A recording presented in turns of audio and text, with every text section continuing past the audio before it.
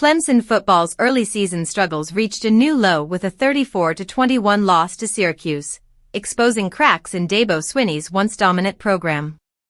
Swinney's public rant earlier in the week, in which he dared Clemson to fire him and proclaimed he would coach elsewhere if let go, only added fuel to the fire.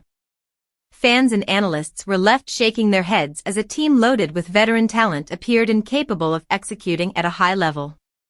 What was once a national powerhouse now looks vulnerable, and the Tigers' 1-3 start has sparked renewed debate over Swinney's approach.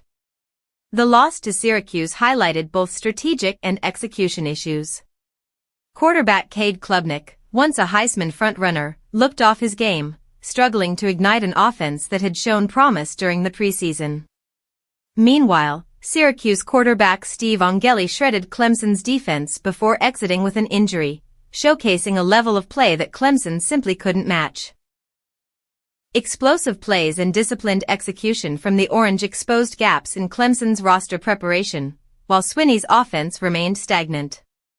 Despite having multiple NFL-caliber players, the Tigers failed to compete at the level expected of a program that just a few seasons ago was considered elite. Criticism of Swinney isn't limited to fans.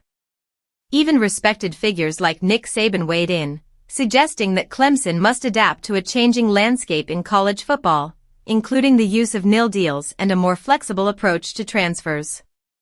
Swinney's traditionalist philosophy, once a hallmark of stability and success, now risks leaving the Tigers behind in an era defined by rapid roster mobility and player empowerment. The combination of outdated strategies and visible frustration from the coach has left Clemson at a crossroads, forcing questions about leadership, accountability, and the ability to compete in the modern SEC.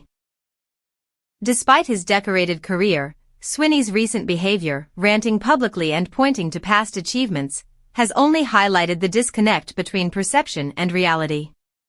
Fans want results, not lectures.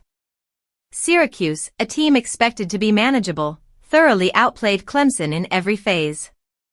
Swinney's pleas of martyrdom ring hollow against the backdrop of missed assignments, lackluster execution, and an offense that couldn't adjust.